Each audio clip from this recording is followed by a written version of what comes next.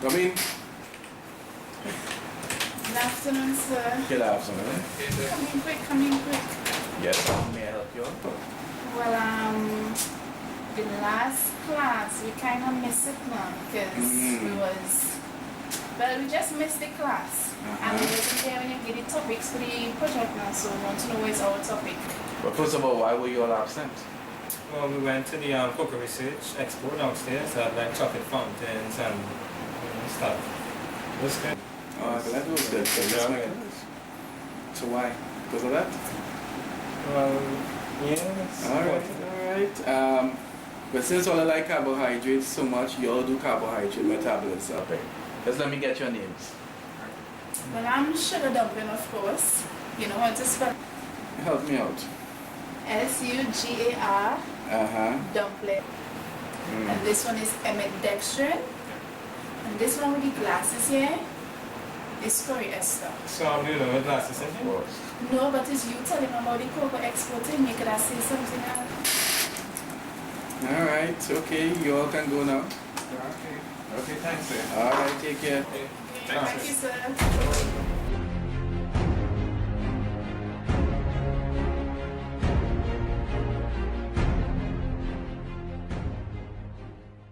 We had this project to do it due next week and we didn't even start yet. I know, but I have like labs and presentations and stuff to do. I don't know when you'll get time to do it.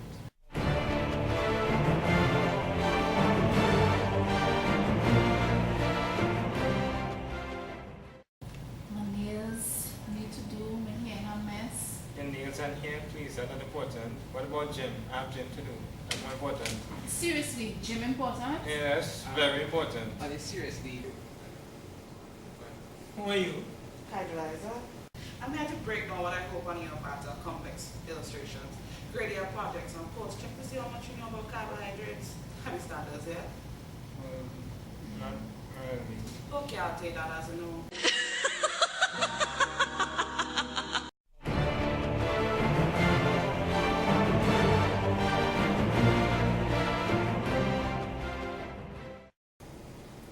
What are we going to do? I don't know. Some of my friends told me they went to Metab Guru last year for help with their presentation. Metab Guru? Yeah, Guru. Well, we don't have no other choice now. Alright. Well then, let's have to read this. So let's have to here we go. I think this is the door.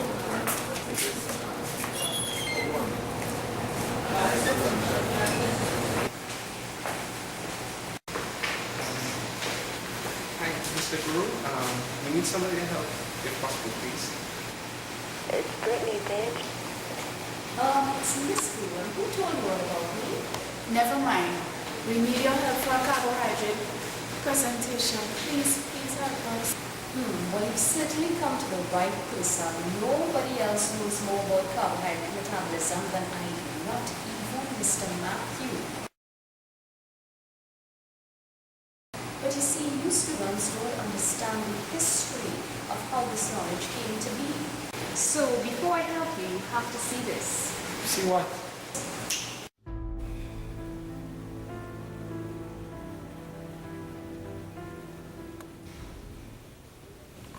Hi, I'm Dr. Candy, the Guru's assistant, here to talk to you about the quarry cycle. The quarry cycle was started by Carl and Gertie Quarry.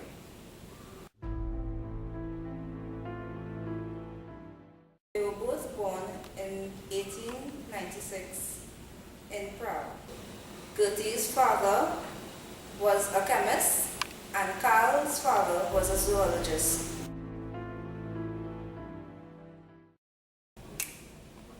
Because of the war in Europe, living conditions were poor, so the quarries looked to the US. Carl got an offer for the Washington University, where Gertie met him 6 months later.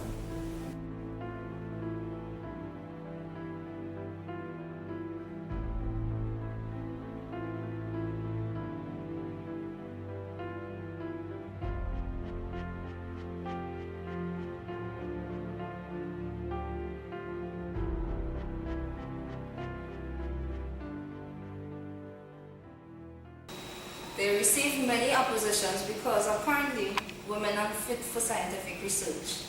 Well, Gertie proved them wrong. They both were interested in carbohydrates metabolism because Gertie's father suffered from diabetes.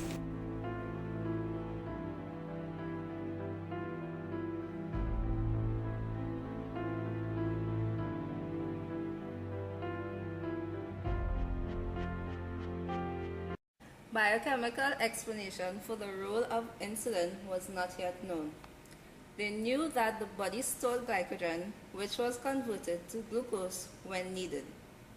Queries found that insulin decreased blood glucose by increasing its conversion to glycogen in the muscle and liver. Other scientists had established that muscle's glycogen does not contribute significantly to blood glucose. Thus, muscle glycogen needed an intermediate to move from the blood to the liver. Later, it was found that that intermediate was lactic acid. Glucose in the muscle can be converted to pyruvate in a process called glycolysis. This pyruvate can be converted to lactate or lactic acid under anaerobic conditions. This lactic acid is transferred via the blood to the liver, where it undergoes a process called gluconeogenesis to be converted back into glucose. Glucose is then transferred back into the muscle, where it is used again. This is the Curie cycle. The Curies decided to focus their research on the conversion of glycogen to glucose. It is here they found a new intermediate called glucose 1-phosphate, also known as the Curie ester.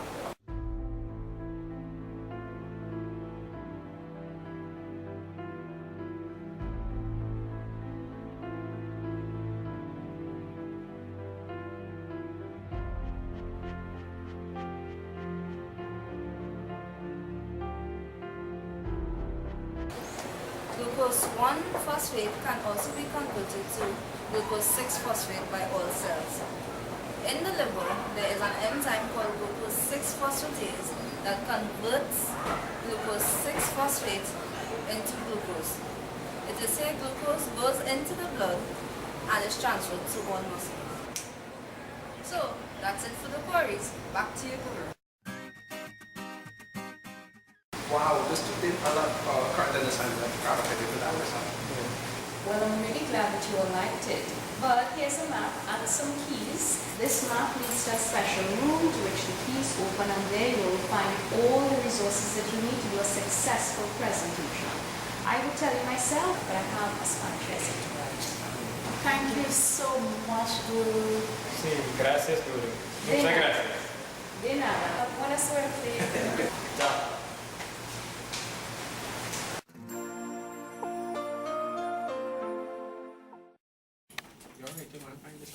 Yeah, that's fine. I'll just place this.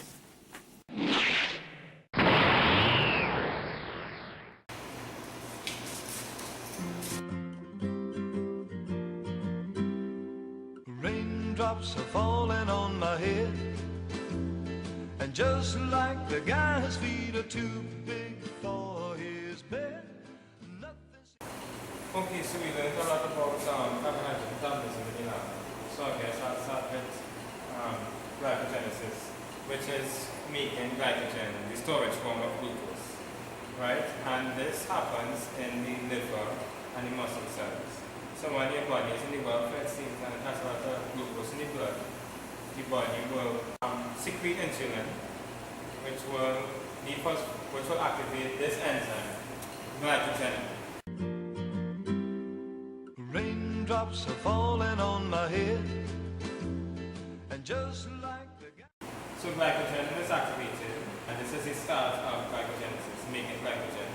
So glycogen has a tyrosine molecule, right? And it is a bifunctional enzyme because it's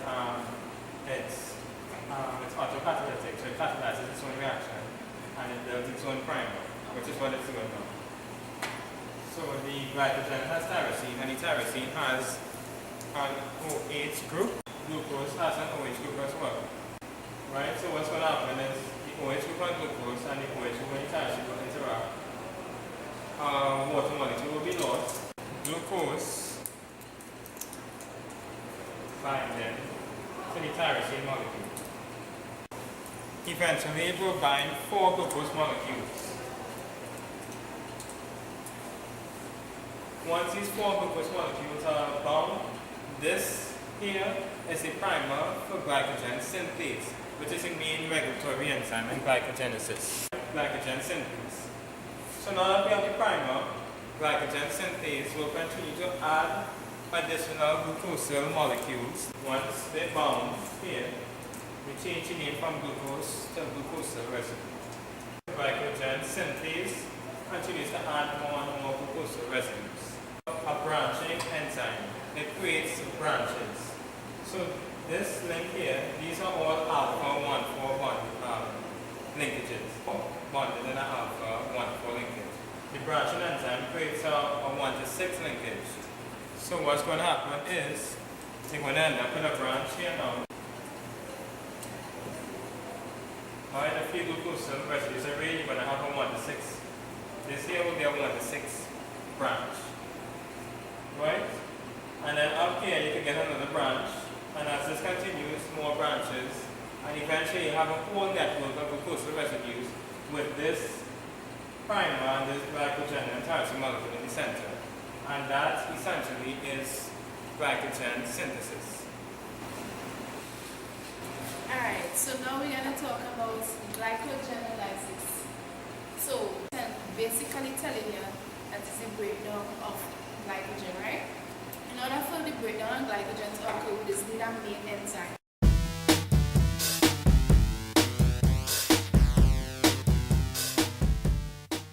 We can have glycogen synthesis taking place, and as soon as you make the glycogen, you break it down.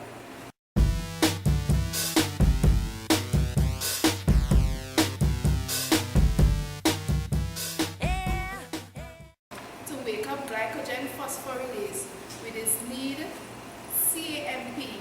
The CAMP now binds to protein kinase A. When CAMP binds to protein kinase A, we just have phosphorylation taking place on the glycogen phosphorylase. Now when this happens, glycogen phosphorylase has become very active and it starts to break down. Now glycogen phosphorylase, it acts on the non-reducing end of the glycogen. Now glycogen have one reducing end and multiple non-reducing ends, right? As you can see here. So it is acting on the non-reducing end of the carbon. Oh, you understand it? Yeah. Right. Now glycogen phosphorylase, right? It removes the glycosyl residues. Alright, so after we have this now, and glycogen phosphorylase break off one of the glucosyl residues, right? We have a limit dextrin here, which only has 4 glucosyl residues.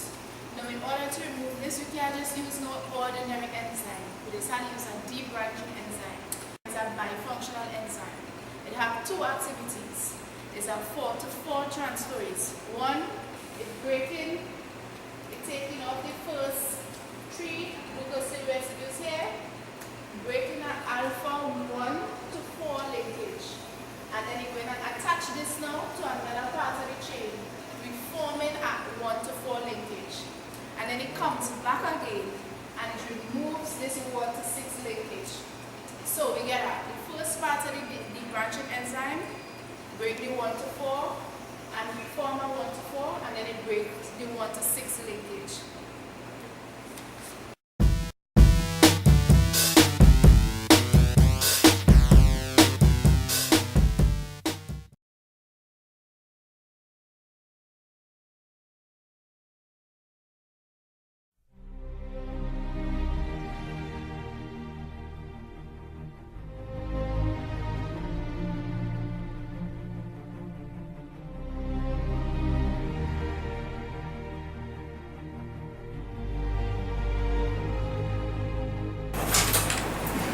Morning, sir. Good morning. Yes, sir. Wait, no, you all said good afternoon last time.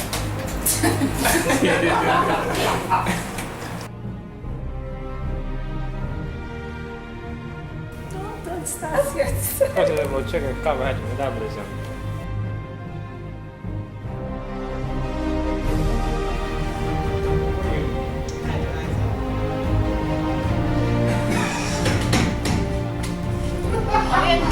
Serious, have a laugh.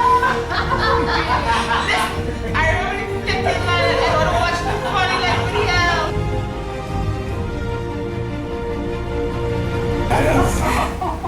Take C, take 2. Go back up.